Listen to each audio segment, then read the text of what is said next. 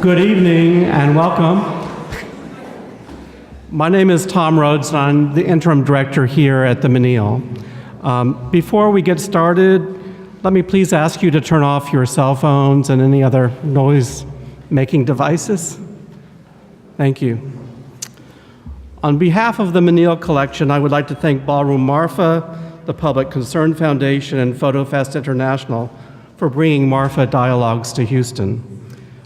Since it opened in 1987, the Menil's program has been informed by the activism of our founders, John and Dominique de Menil. So tonight, we could not be more proud to host an event that speaks directly to our ongoing interest in the intersection of social engagement and artistic practice. I would like to turn things now over to Stephen Evans, Director of PhotoFest, who has a few words to say. Thank you.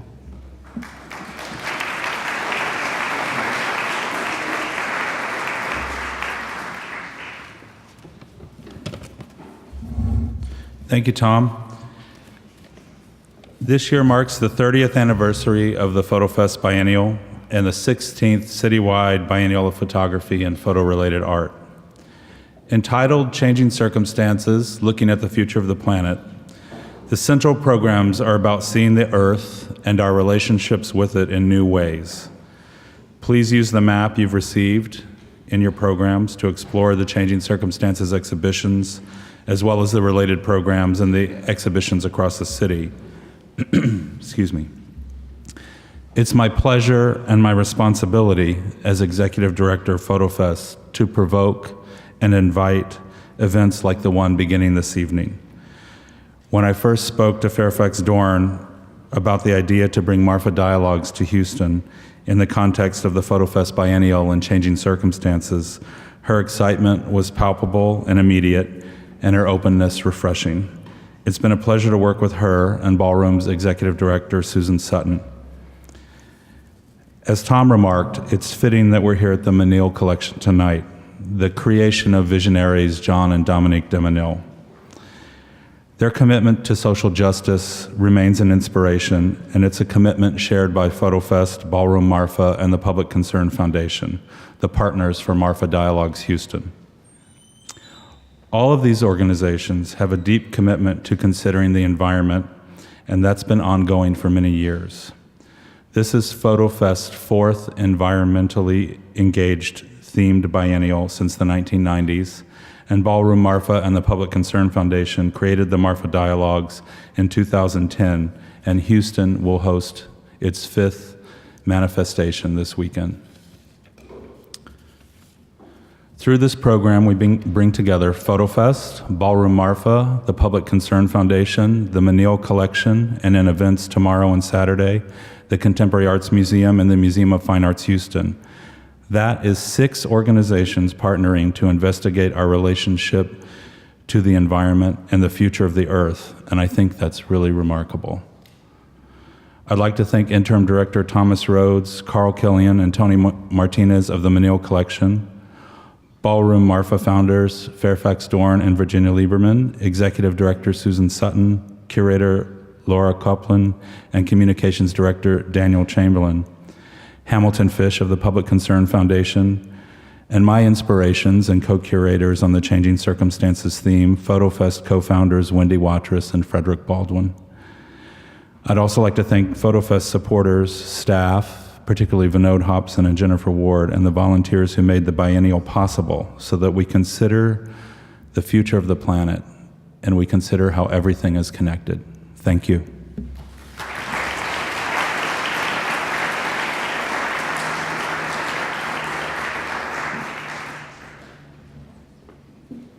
Thank you, Stephen. Thank you, Thomas.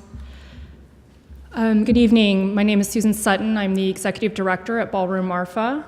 I'm a former staff member of the Menil Collection, so it's really incredible to come back here tonight to be in a place that feels very much like home and to be welcomed back by all of my colleagues, former colleagues. So thank you to the Menil Collection for being such an inspiring space and welcoming us here in this programming.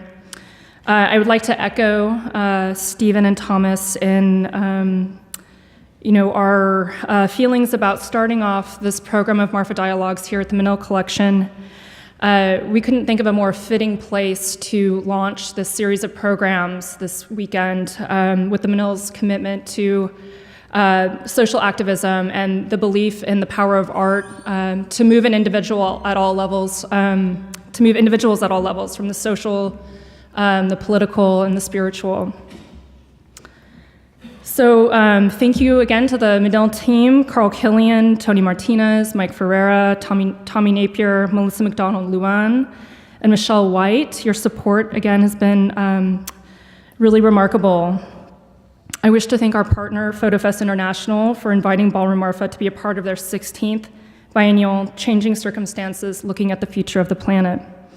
Ballroom is extremely grateful to the executive director, Stephen Evans, founders Wendy Watrous and Frederick Baldwin, and the PhotoFest team for this opportunity to collaborate. Thank you. It has also been an immense pleasure to work with Ballroom's dedicated staff. I would like to give special thanks to our associate curator, Laura Copeland, who's been a formidable presence in shaping the contours of this particular Marfa Dialogues. Our team also includes exhibitions and programs coordinator Sarah Melendez and operations manager Kendra Jones. They're here with us in Houston, and 3 staff members who are back at our home base in Marfa: communications director Daniel Chamberlain, gallery assistant Peyton Gardner, and development manager Catherine Shaughnessy. They've all been a part of making this possible. And an always and forever deep thanks to Ballroom's committed board of trustees and members and supporters who make all of this possible. Many of you will know Marfa, Texas, through the work of artist Arnold Judd and the Chinati and Judd Foundations. Established in 2003 in a ballroom that dates back to 1927, Ballroom is a nonprofit cultural arts organization that has spent the last 13 years building and expanding on Marfa's art historical legacy and supporting a broad range of emerging and established artists. Funded by donations from individuals and foundations, Ballroom Marfa produces ambitious exhibitions and commissions extraordinary work that are site-specific and site-inspired. We enable profound cultural happenings and connections, and we share the landscape of the Big Bend with a diversity of artists and musicians. Marfa Dialogues was conceived, as Stephen noted, in 2010 by Ballroom Marfa co-founder and artistic director Fairfax Dorn, who is with us this evening, and Hamilton Fish, who could not join us this evening, but is here in spirit, of the Public Concern Foundation, with the aim of bringing together artists, scientists, writers, and critical thinkers to consider a range of social issues, from immigration to the environmental crisis. With Marfa Dialogues, we take Ballroom's model of a small-town collaboration and open-ended engagement and travel it beyond our base in the high desert. Ballroom believes in the ability to serve as a lens, believes in art's ability to serve as a lens through which we can gain a new perspective on contemporary environmental and social issues. Past Marfa Dialogues have taken place in Marfa, Texas, New York, St. Louis, Missouri, and now here in Houston, Texas.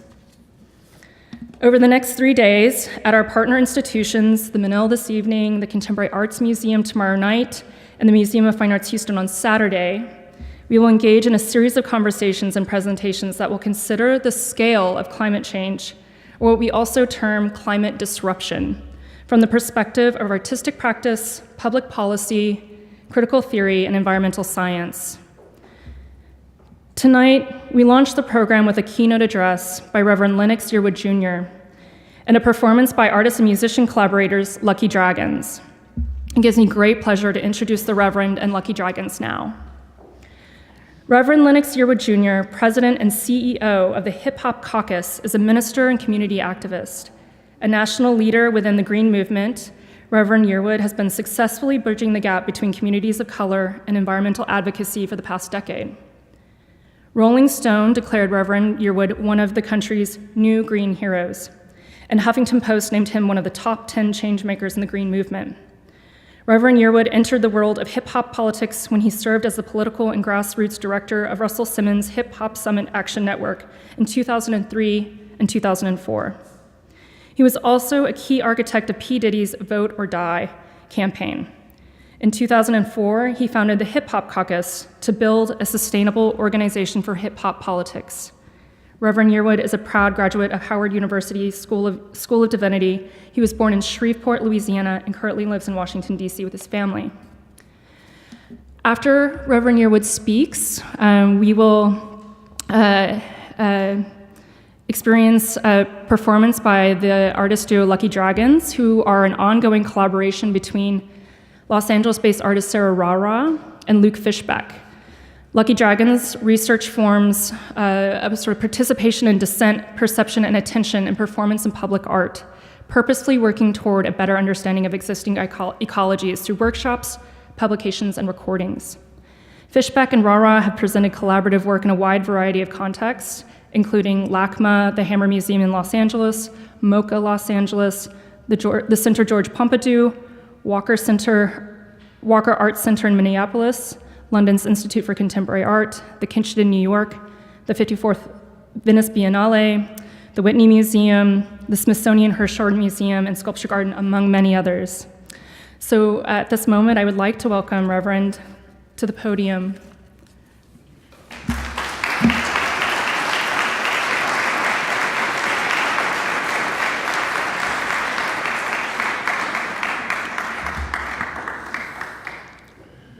I think she wanted me to do this in a very fantastic way because she took my speech off the podium.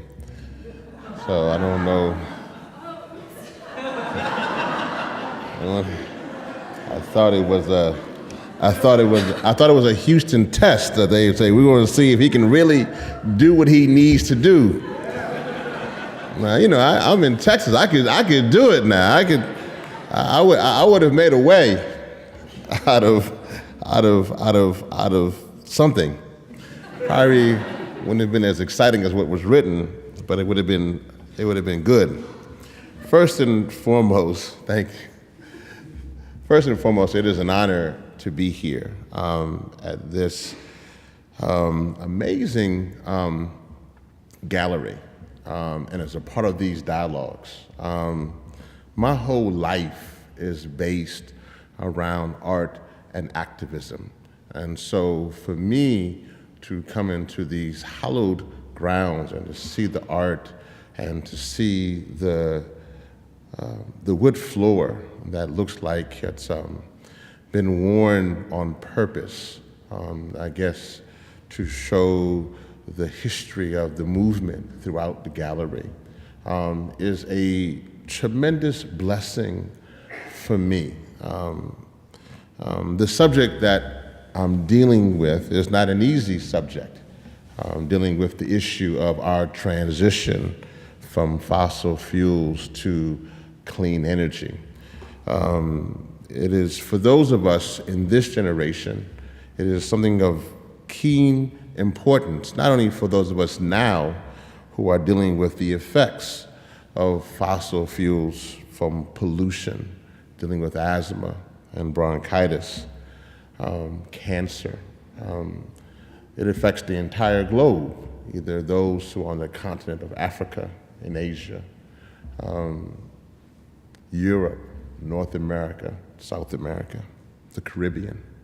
It's an issue that affects all of humanity, black, white, brown, yellow, male, female, straight, gay, atheist, theist, human. It affects all of us. It is an issue that we've never seen like this before, and it's one that is difficult because we are so locked in on the fossil fuel economy. And so as we try to transition from fossil fuels to clean energy, it is one that is not as easy as it seems. Now, with that being said, when we transitioned from the Stone Age to the Industrial Age, we didn't use all the stones. So we can hopefully not use all the fossil fuels as we transition. That was a joke. You're right. That was the right time. That was my one attempt. So you can actually have this back, since that joke, that one joke didn't work there. But one of the things here as we discuss art and activism is, I will say that this is what I do know, that when the movement is strong, so is the art. But when the movement is weak, so is the art. When the movement is vibrant, when people are out in the streets and they're fighting in the streets, when they're out talking about the issue of the day and they are collaborating as they were from civil rights and women's rights, slavery, whatever the time frame may be, when the movement is strong and they're dealing with issues from the Holocaust to the Crusades, when the movement is strong, when people are fighting back and fighting for themselves, the art is also strong with it. It is something there that we can then look back upon that time, even when we see the terrors of our day, when we see humans being at their worst. We can look upon the art and see that despite the pain, despite the problems of the day, the art being displayed still shows hope. It's amazing to me to look at the art during the slavery time. For me as a person of color in this country, to look at the time when humans were chattel, when they were slaves, and they could not leave without papers, and they had to go around this country afraid for their lives. It's amazing when I look at the art of the slavery days, and you still see hope sometimes, and even making fun of the noose. And then in some cases, using art, not only to be displayed, but as a roadmap to freedom. So when they would sing down by the riverside, it wasn't just a song for a Messiah. It was literally a roadmap to freedom. So when the movement is strong, so is the art. But when the movement is weak, we have seen throughout history that the art is weak as well. That is why we at this time must ensure that we are investing in and supporting the artists of the day. I'm so glad that I am here as the president of the Hip Hop Caucus, and I don't know if you know all the latest hip hop folks on the scene, or all the great graffiti artists or whoever, but there are many of them who are telling some amazing stories at this time. But let me say this as I begin this discussion regarding what we're having here. It is a bit of art in itself. To be honest, I'm not actually just speaking to you at this time. Could we use video and cameras? I know this is being recorded. So just so you know that I'm actually speaking to an audience 100 years from now. Those who will be around on March 24th, 2116. Now, I don't know how many of us will still be around in 2116. If you are, and you can hit me on Twitter if you find some kind of mechanism, but more than likely, most of us in this room will not be around 100 years from now. But what will be around will be if we are the catalyst to transition from fossil fuels to clean energy. If we are the ones who can temper our degrees at 1.5 Celsius, or we can literally, even though we're way past 350 parts per million of carbon in the atmosphere, and they're now at 400 parts per million. If we can temper that and bring that down, then they can actually watch this video. And they can hopefully still be around this phenomenal gallery. And they can say that we were successful. And this is why this is key. In the civil rights movement, while they were fighting for equality in the 20th century, and we're looking to drink from the same water fountains and go to the same hotels, we came together and we won that battle to some degree. We came together as humans and we fought and we won that battle. But the difference between the 20th century dealing with equality and the 21st century dealing with existence is very different. It means that if we had lost the battle of equality in the 20th century, there probably wouldn't be a President Obama, there wouldn't be mayors of different colors and different backgrounds and in this great state, even different genders and orientation. We wouldn't have that in this process. But what we would have in this process, in this piece, was that we would be dealing not only with equality, but with existence. And so here we are at this time and this moment dealing with the climate crisis of our day. Now, what do we need to do it? I have three things, and then I will take my seat so I can enjoy the wonderful singing and pieces coming behind me. The first thing is that I am from not too far from here, was born in Shreveport, Louisiana. Anybody here from the boot? Nobody here from Louisiana. One person, I know she's in the back. I heard in the back somewhere, she's screaming in the back there. She's from Louisiana. They didn't let anybody cross the border here, I guess, to come into Texas from Louisiana. I don't blame you, actually, on that one, in that case. It's another Louisiana. That's okay, y'all can laugh at the Louisiana joke in that process. But in this piece, we dealt with 10 years ago, Hurricane Katrina. You did as well. You dealt with Rita right beyond that. And those in New York dealt with Hurricane Sandy, and deals with Hurricane Elizabeth. And one of the things we dealt with that hurricane, for me personally, was one of the times that we as a movement, Hip Hop Caucus, got engaged in that process. What was unique for us is that when we got involved with that, we instantly saw that many of those said, why are you dealing with climate change as a hip hop caucus? Shouldn't you be dealing with other issues? And we are. We have registered thousands, if not hundreds of thousands, to vote through our voting campaigns, from Vote or Die to Respect My Vote. We've dealt with issues of police reform.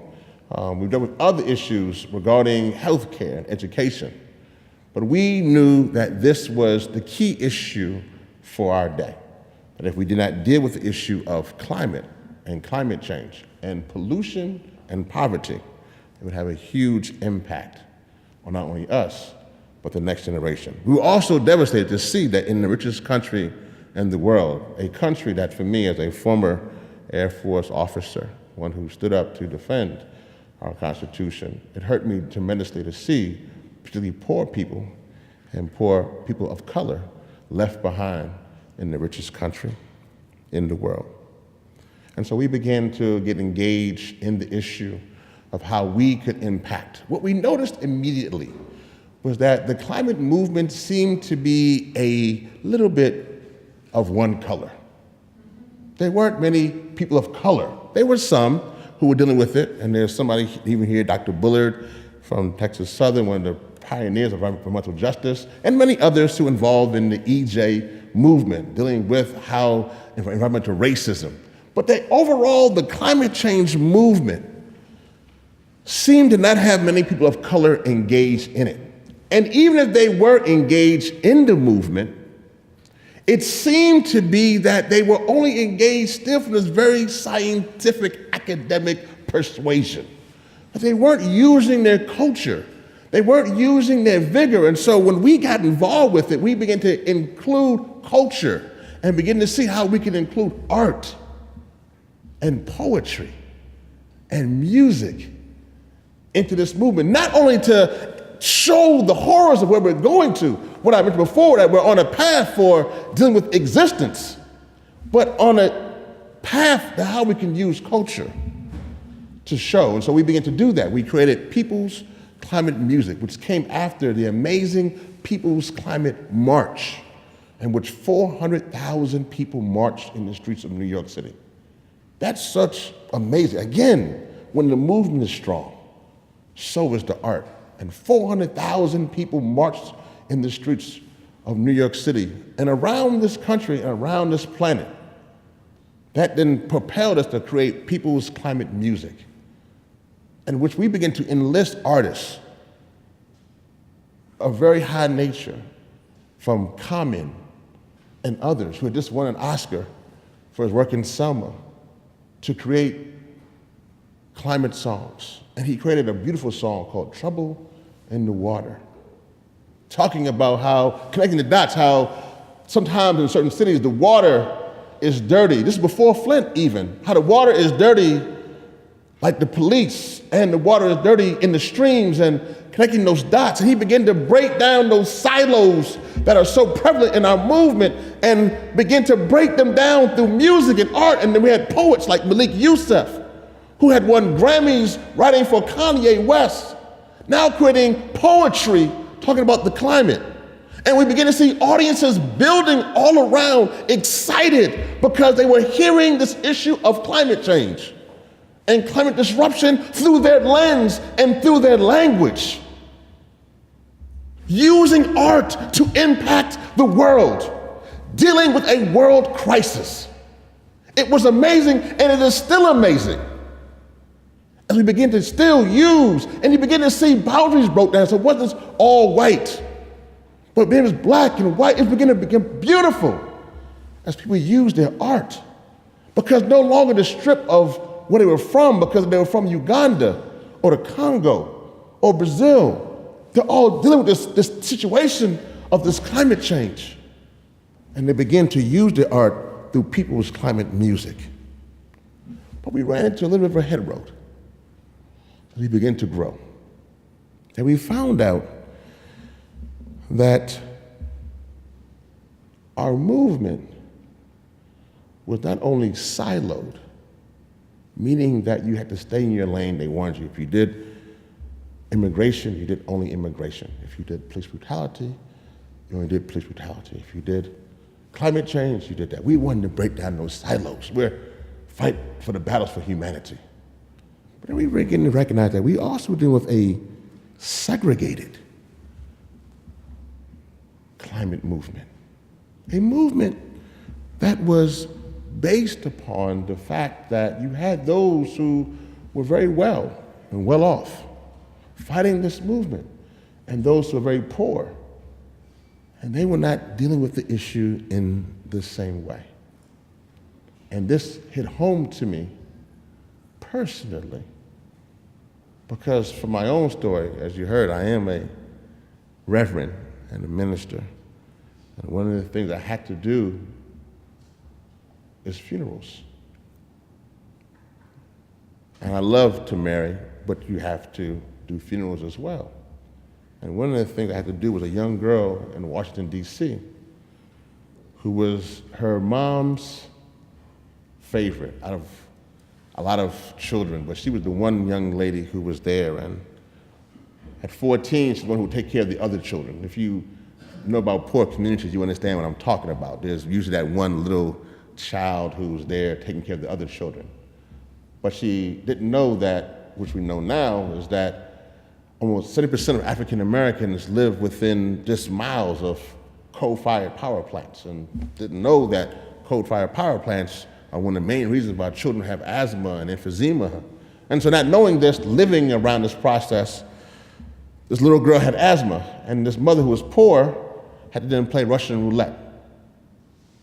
And then the situation was that it's a good day, it's a good week, maybe I cannot afford to inhale, I could buy some more food, and my daughter would be okay.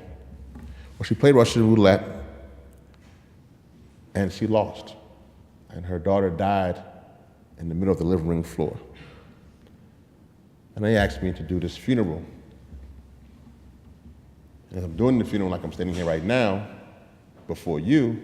The entire time, the mother, who was so just distraught, was trying to climb into the casket.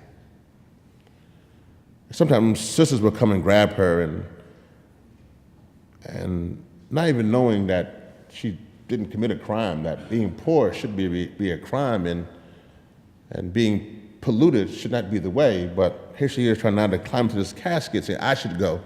This girl was a good one. She was the one who should have made it. Almost sometimes knocking over the casket. And I tell that story now because the issue we're dealing with is not only for the future, but it's for now. It's just real. And I can't bring that girl back, but I can just fight for this movement. And so I have no heirs to have this discussion. So let me just say 3 things that I think we need to do. to help us to win and to transition. First, we need to redefine what climate leadership looks like. Everybody, I understand, was a time in our movement that we were dealing with climate denial. And so we just were happy if anybody just would say that they understood that there's real climate change. But at this point in time, we're dealing with life and death, and now we're burying children and fighting for the next generation. If somebody is out there still doing fracking, and they're still literally not trying to transition from fossil fuel to clean energy, that's not climate leadership. Climate leadership is when you truly transition from fossil fuels to clean energy. And that's what's needed at this time for us to make sure that transition takes place. Now, I'm so happy that as a movement, we are doing things that saw the rejection of the Keystone XL pipeline and literally trillions of dollars. The Rockefellers, who were the original oil barons, are now divesting. We're seeing trillions of dollars being divested from fossil fuels, but the only way that this is going to happen is if we continue to honor true leadership, which means that we are not going to cut the corners in this process. The second thing we have to do is climate justice, and not just climate change. And so we see this in Flint, in which we have a situation where we have man-made disasters, in which we see people who are literally being poisoned. Story of the mother and her two twins who died because she's drinking water in America? Are we serious? Or the children who are literally having learning disabilities. We are so much better than that. And then the last thing that's so important is for us is dealing with the issue of how we as a humanity begin to transition our movement for the next generation. You know, I understand that when the environmental movement was created, or the modern day environmental movement was created, it was created kind of a think tank and around foundations, and there was one dealing with that we have to kind of go and negotiate with corporations and with politicians. I understand how it was created. And there were certain things that came out of that, the Clean Air Act, the Clean Water Act. There's certain things that were good. But as we move forward now, the environmental movement has to expand, and we have to grow, and we have to be much more vigilant. That it cannot be just based upon the old model that was established in 1970 or in 1980, around a certain amount of just being an environmentalist, but one that includes all of us. As I started this piece, I talked about when the movement is strong, so is the art. But when the movement is weak, so is the art. I conclude this by saying this to you here in Houston, but really to all over this country and all over this world. That one day, the same way that Dr. King stood up at a time when it was ridiculous to imagine that we could be together as black and white and brown and yellow, and we can see, and there's still some roads to be covered in that, for sure. But he had a dream. He had a dream that we could come together. And I know through the history books in 63 or in 66 that Houston always wasn't the greatest place for diversity. Now, people would say there's still some room to go, and that's true. But it definitely wasn't what it was in 1966 or 63. And I can say, we can look around today, that we've come so far. So we can win. We can still make leaps and bounds as humans to move things forward so that that preacher from Georgia could say that I have a dream, that one day that we will be free at last. Free at last. Thank God Almighty, we are free at last.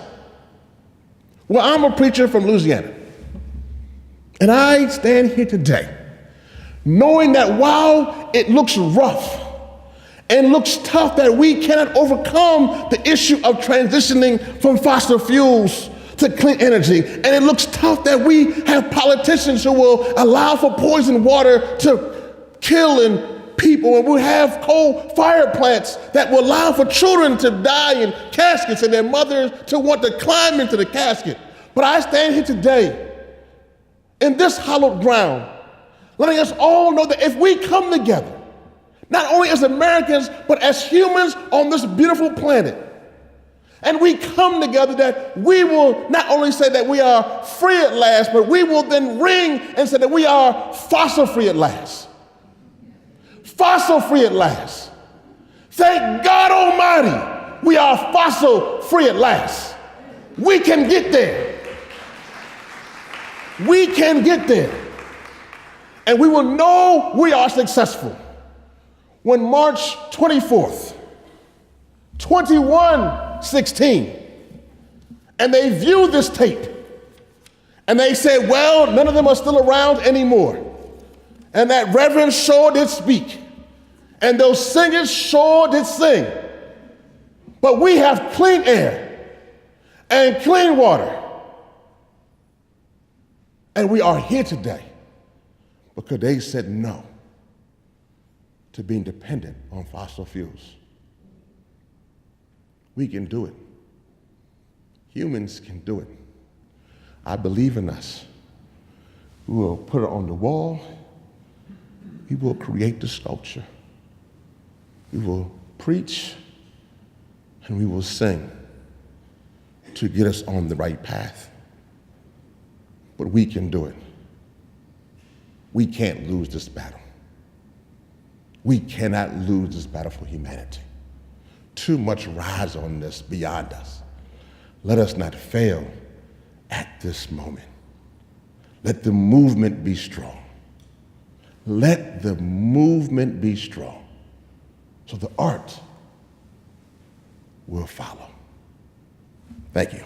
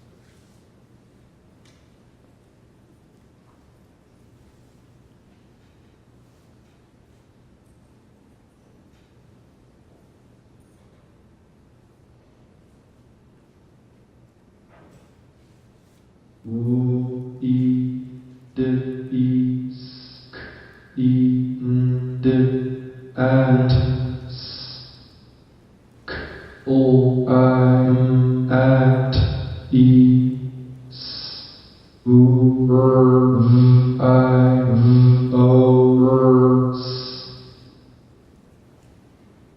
U I P at is O D O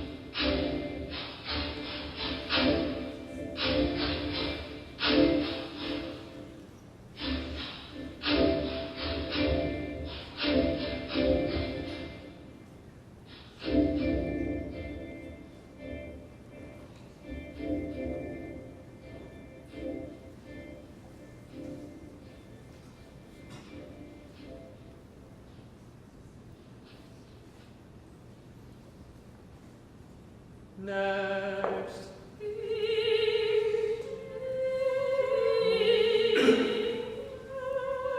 And for every